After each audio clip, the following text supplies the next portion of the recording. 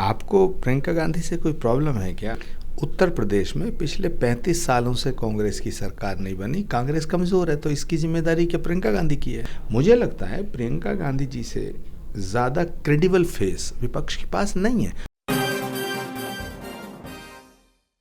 नमस्कार, मैं विवेक कुमार राय। इन खबर में आपका स्वागत है। आज हमारे साथ हैं आचार्य प्रमोद कृष्णम जी, जो कांग्रेस के नेता हैं और स्पिरिचुअल गुरु भी हैं। आज इनसे हम बात करेंगे कि जो अगले साल लोकसभा चुनाव होना है, इस पे इनकी क्या राय है। क्या कांग्रेस जो है कि फिर से वापसी सत्ता में करेगी, या जो है कि बीजेपी के आगे कांग्रेस कितनी मजबूत नजर आ रही है। जी आचार्य जी, आपका बहुत बहुत स्वागत है इन खबर में। थैंक यू, धन्यवाद जी, आपसे हम ये पूछना चाह रहे हैं, जो अभी विपक्षी दल की बैठक हुई थी पटना में, उसका क्या नतीजा निकल के अभी तक सामने आया है? क्योंकि केजरीवाल कह रहे हैं कि अभी तक कांग्रेस ने अध्यादेश पर जो है कि अपना रुख साफ नहीं किया है।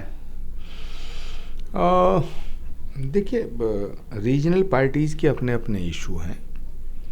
कांग्रेस का अपना एक लक्ष्य है, अपना एक उद्देश्य है। तो रीजनल पार्टी और कांग्रेस पार्टी दोनों के जो मुद्दे हैं उनमें टकराव है। जैसे दिल्ली में है, उत्तर प्रदेश में है, महाराष्ट्र में भी है, वेस्ट बंगाल में है, तेलंगाना में है, आंध्र प्रदेश में है।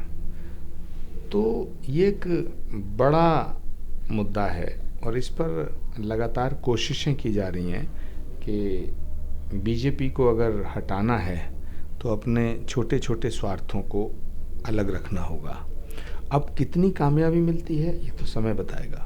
नहीं, तो आपको क्या लग रहा है जो विपक्ष की बैठक हो रही है, इसमें जो है कि जितने भी दल शामिल हो रहे हैं, क्या जो पहली बैठक विपक्ष की हुई उसमें कुछ बातचीत बनी है बीजेपी को हराने के लिए? मतलब उसमें क्या 1-to-1 फाइट होगी, या अभी तक क्लियर नहीं हो पाया है? जो अगली बैठक होगी उसमें आपकी क्या राय है? उसमें जो है कि अध्यादेश पे कांग्रेस अभी तक कहाँ खड़ी है? मतलब केजरीवाल का समर्थन करेगी या नहीं करेगी? इस पर कांग्रेस के अंदर क्या राय बनी हुई है? अभी जो कांग्रेस अध्यक्ष है खड़गे जी भी अभी कुछ इस पर साफ नहीं कहे हैं, जो कि केजरीवाल उनसे मुलाकात कुछ दिन पहले किए थे।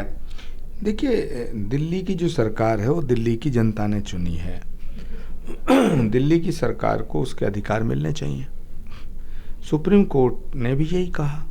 सुप्रीम कोर्ट के 5 जजों की बेंच का फैसला भी ये आया कि दिल्ली की सरकार को उसके अधिकार मिलने चाहिए। यही तो डेमोक्रेसी है।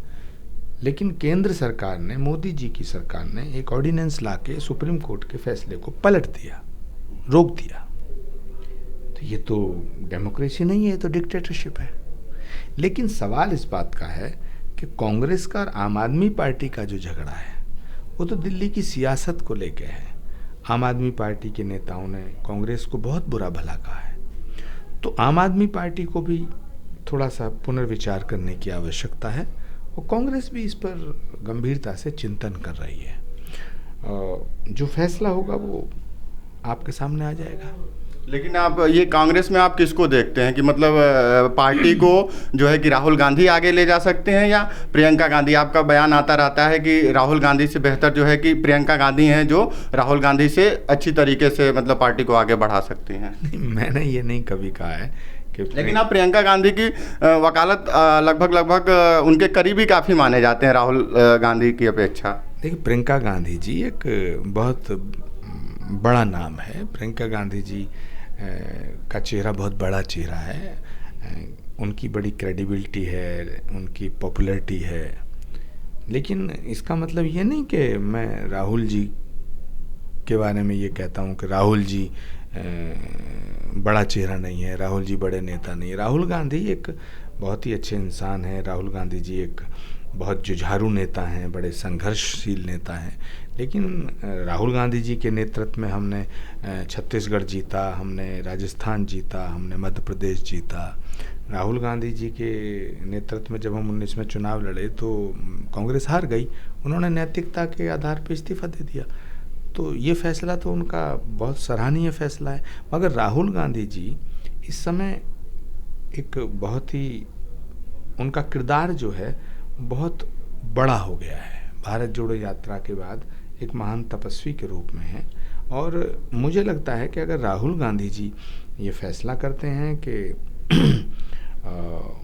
वो जॉइंट एंटायर अपोजिशन का एक फेस बनेंगे प्रधानमंत्री का, तो ये फैसला तो उनका होगा, तो उस फैसले का स्वागत किया जाएगा। मगर अगर राहुल गांधी जी ये फैसला नहीं करते हैं और राहुल गांधी जी प्रधानमंत्री के पद के उम्मीदवार नहीं होते हैं, जैसा कि वो कांग्रेस पार्टी के अध्यक्ष के उम्मीदवार नहीं हुए, और अभी उनके पास लोकसभा सदस्यता भी उनकी चली गई है, तो अभी लोकसभा चुनाव भी लड़ने पे संशय बरकरार है, जो कि कांग्रेस पार्टी जो है कि सुप्रीम कोर्ट का दरवाजा खटखटाई है। कानूनी पेच भी हैं, लेकिन मुझे लगता है कि राहुल गांधी जी के साथ एक साजिश हुई है। तो अगर राहुल गांधी, आप साजिश कहेंगे या ये कोर्ट का फैसला है? देखिए, हाथी के दांत खाने के और दिखाने के और होते हैं। ये देखने में लगता है अदालत का फैसला है, लेकिन उनके खिलाफ जो मुकदमा दर्ज हुआ वो एक बहुत बड़ी साजिश है। तो अगर राहुल गांधी जी विपक्ष के प्रधानमंत्री के पद का चेहरा नहीं बनते हैं, तो फिर प्रियंका गांधी से बड़ा लोकप्रिय चेहरा और विपक्ष में नहीं है। अगर मान लीजिए कि पूरा विपक्ष प्रियंका गांधी के चेहरे पर सहमत नहीं होता है, तो फिर कांग्रेस किस नेता को जो है कि विपक्ष का चेहरा बनाने की सोच रही है? ये क्यों नहीं सहमत होगा? प्रियंका गांधी जी से बड़ा चेहरा कौन है विपक्ष के पास में? नहीं, बिहार के सीएम जो है नीतीश कुमार के आह्वान पे जो है कि वो पूरे देश में घूमे और विपक्ष के पार्टी के नेताओं से मिले, फिर जाके पटना में विपक्षी दलों की बैठक संपन्न हुई। तो नहीं, नीतीश कुमार जी अपने राज्य के बड़े नेता हैं, लेकिन पॉपुलैरिटी, एक्सेप्टेबिलिटी और क्रेडिबिलिटी के पॉइंट ऑफ व्यू से प्रियंका गांधी बहुत बड़ा। प्रियंका गांधी अभी तक एक भी जो है कि चुनाव उन्होंने नहीं लड़ा है, ना ही विधानसभा का लड़ा है, ना ही लोकसभा का लड़ा है। जब यूपी की प्रभारी बनाई गई थी तो यूपी में क्या हश्र हुआ कांग्रेस का? कांग्रेस जो है कि सिर्फ जो है कि 2 सीटों पे सिमट के रह गई विधानसभा चुनाव में। पहली बार जब मोदी जी मुख्यमंत्री बने थे तो उससे पहले विधानसभा लोकसभा का कोई चुनाव नहीं लड़े थे। देश के प्रधानमंत्री बने उससे पहले कभी संसद में नहीं रहे थे। ये कोई लॉजिक नहीं है। तो मोदी जी जब हुए थे तो वहाँ पे बीजेपी की सरकार थी, प्रियंका कांग्रेस की सरकार जो है कि यूपी में काफ़ी दिनों से जो है कि नहीं है, तो कांग्रेस का जो है कि वहाँ पे कमज़ोर बूथ स्तर पे भी जो है कि कार्यकर्ता काफ़ी कम है। लोकसभा विधानसभा में लगातार उसको जो है कि मतलब लगातार नुकसान हो रहा है सीटों का, मतलब 1 या 2 सीटें जीतती हैं सिर्फ। उत्तर प्रदेश में पिछले 35 सालों से कांग्रेस की सरकार नहीं बनी, कांग्रेस कमज़ोर है, तो इसकी जिम्मेदारी क्या प्रियंका गांधी की है? ये तो पूरी कांग्रेस की है, लेकिन प्रियंका गांधी जो है कि अभी तक कुछ भी अगली साल भर बाद लोकसभा चुनाव होना है, अभी तक यूपी में क्या आपको लग रहा है रायबरेली से प्रियंका गांधी इस बार लड़ सकती हैं क्या चुनाव? आपको प्रियंका गांधी से कोई प्रॉब्लम है क्या? नहीं, हमको क्या दिक्कत हो सकती है प्रियंका गांधी से? प्रियंका गांधी इस देश का बहुत बड़ा और नाम है और बहुत बड़ा लोकप्रिय चेहरा है। मैंने अपनी राय जाहिर की है, कोई ज़बरदस्ती थोड़ी है। देश का प्रधानमंत्री कौन बनाता है? मैं नहीं, देश की जनता। देश की जनता उसको प्रधानमंत्री बनाती है, उसके नाम पर वोट देती है जिसे वो पसंद करती है, जिसे वो एक्सेप्ट करती है, जिसकी पॉपुलैरिटी होती है, जिसकी क्रेडिबिलिटी होती है, जिस पर वो यकीन करती है। मुझे लगता है प्रियंका गांधी जी से ज़्यादा क्रेडिबल फेस विपक्ष के पास नहीं है, अगर राहुल जी तैयार नहीं होते तो। इसलिए मैं कहना चाहता हूं कि विपक्ष को सोचना चाहिए कि नरेंद्र मोदी जी को अगर हटाना है, बीजेपी को अगर सत्ता से बाहर करना है, तो कांग्रेस के नेता को ही प्रधानमंत्री का फेस बनाया जाए, और उसमें सबसे ज़्यादा ताकतवर, सबसे ज़्यादा अच्छा फेस प्रियंका गांधी का होगा। अच्छा, अभी कुछ दिन पहले एमपी में जो है कि पेशाब कांड का मामला सामने आया था, इस पे काफ़ी चर्चा बनी। उसके बाद शिवराज सिंह चौहान ने उस आदिवासी जो था उसको बुला के उसके पैर धुए, उसको बाकायदा सम्मान किया गया। तो इस पे क्या लग रहा है, जो कि जिस प्रवेश शुक्ला का नाम सामने आ रहा है वो बीजेपी से जुड़े हुए हैं? देखिए, शिवराज सिंह चौहान में और नरेंद्र मोदी जी में एक मुकाबला चल रहा है, एक प्रतियोगिता चल रही है कि कौन बड़ा कलाकार है। तो पहली बार ऐसा लगा कि शिवराज सिंह चौहान कलाकारी में मोदी जी से बड़े कलाकार सिद्ध हुए हैं। ये कलाकार किस तरह का, थोड़ा स्पष्ट कर दीजिए।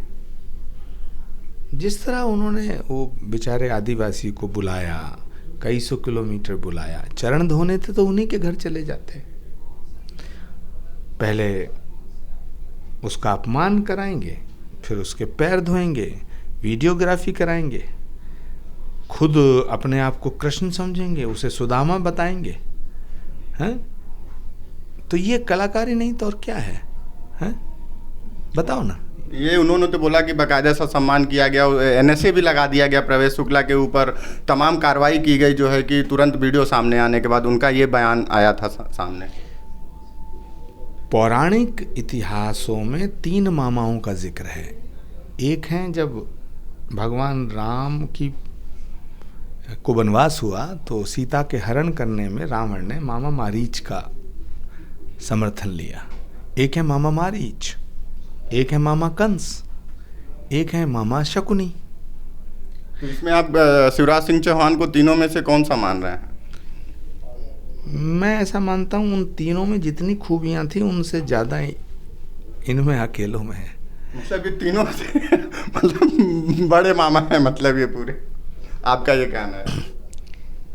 देखिए, मैंने जो कहना था वो कह दिया, लेकिन एक बात पक्की है कि शिवराज सिंह जी मोदी जी से बड़े कलाकार हैं। तो क्या ये 24 में होने वाले चुनाव में इनको दरकिनार कर सकते हैं क्या? ये तो मोदी जी बताएंगे। नहीं, आपकी क्या राय है इस पे? मुझे लगता है कि मामा जो हैं वो ये जान चुके हैं कि अब उनका जाने का समय आ गया है सत्ता से बाहर, तो वो तरह तरह के प्रपंच, तरह तरह की नौटंकी, तरह तरह के नाटक, तरह तरह के ड्रामे कर रहे हैं। मुझे लगता है कि कोई भी नौटंकी मध्य प्रदेश में अब उन्हें हारने से नहीं बचा सकती है, उनका जाना तय है। और उसके मध्य प्रदेश के बगल के जिले राजस्थान में भी विधानसभा का चुनाव होना है, वहाँ भी अशोक गहलोत और सचिन पायलट में काफ़ी दिनों से खटपट चल रही है। तो क्या ये मामला सुलझ गया है या अभी बगावती तेवर जारी है दोनों?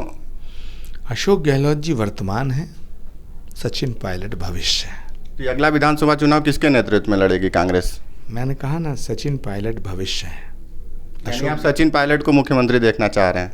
मैंने जो कहना था कह दिया। अशोक गहलोत जी बहुत वरिष्ठ नेता हैं, वो वर्तमान है, पायलट भविष्य है।